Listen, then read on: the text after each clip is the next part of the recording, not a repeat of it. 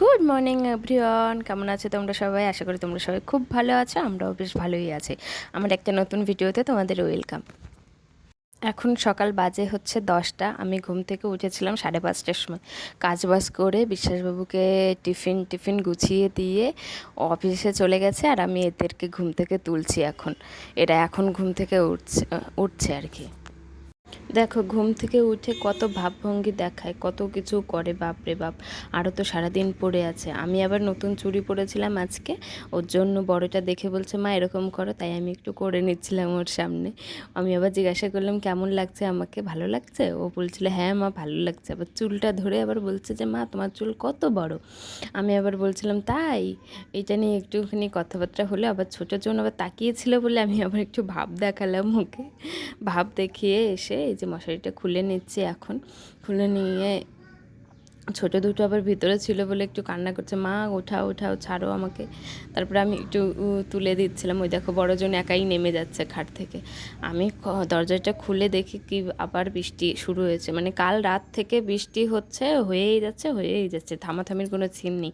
মানে 1-1.5 মাস ধরে এরকমই হচ্ছে, থামছে না। একটুখানি রোদ উঠছে তো উঠছে, আবার বৃষ্টি। দেখো ছোটোজনকে আবার কোলে তুললে একটুখানি চুমু দিয়ে কত ভঙ্গি ভাঙ্গা, কত নাটক করতে হয় এদের সঙ্গে, বাপরে বাপ। এই আমি বিছানাটা গুছিয়ে নিচ্ছি এখন। গুছানোর পরে দেখি ওদের খেতে দেবো, কি খেতে দেওয়া যায়।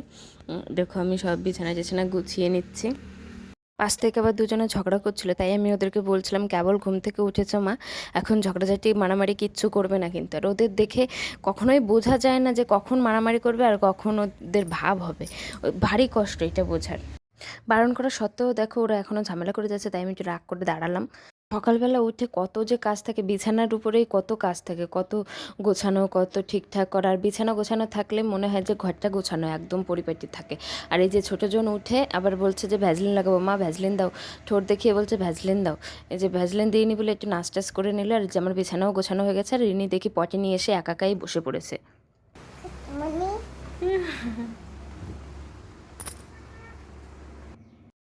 বাইরে গিয়ে আবার দেখি যে বৃষ্টি হয়েছে সারা রাত, ওর জন্য গাছপালাগুলোকে কত সুন্দর লাগছে দেখতে। আমি আবার ভিডিও করছিলাম।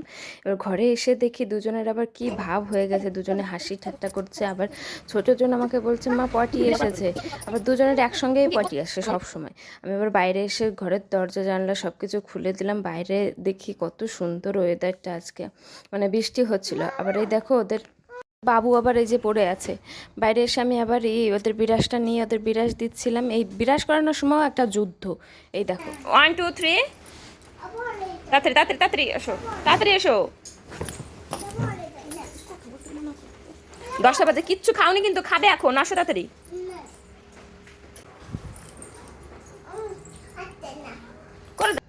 এই দেখো এদের আবার ঝগড়া শুরু হয়ে গেছে। একটু আগে পেয়ার, আবার ঝগড়া শুরু হয়ে গেছে। এই যে বলতে বলতে আবার স্নান করতে ঢুকেছে। মানে 2-1 দিন এত ভালো স্নান করে, বিরাস করে, আবার 2-1 দিন এত মানে আমাকে জ্বালায়, আমি কি বলবো। মানে করতেই চায় না, কিছুই করতে চায় না, শুধু কান্না করে বা ঝামেলা করে বা খেলা করেই যাবে। এই যে দৌড় দিয়ে আবার বাইরে চলে এসেছে, বৃষ্টি হচ্ছে ওর জন্য, বৃষ্টি দেখতে রেডি সেডি হয়ে আবার বাইরে এসে আবার নাটক করছে। খেতে পেয়েছে ওর জন্য। আমি আবার রান্নাঘরে চলে আসলাম। এই যে ওদের ডাল গরম করছিলাম, এই যে ডাল ভাত দেবো এখন।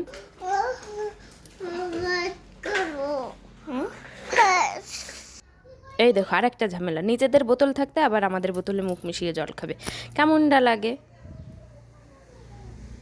এই যে ওদের বোতলে এইটুকুন ভাত আবার বেশি হয়ে গেছে ওদের, ওরা খেতে পারেনি। আবার দেখো ইনি আবার মুখ টুক ধুয়ে মুখ মুছে এই যে বলছে বুনু কাছে।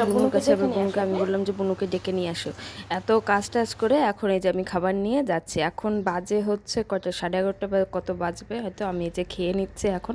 এনাদের এখন বইনে বসাবো। আবার ইনি দেখো আরেকটা নাটক। কি হয়েছে মুসু? কি করবা পায়ে ব্যথা যাতে? কি হ্যাঁ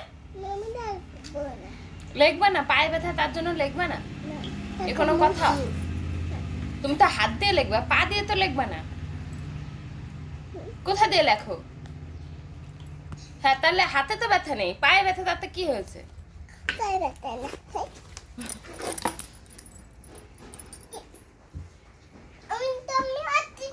এটাই আমার প্রতিদিনের সকালের ঘটনা। বাই সকলকে, সবাই অনেক ভালো থাকবে।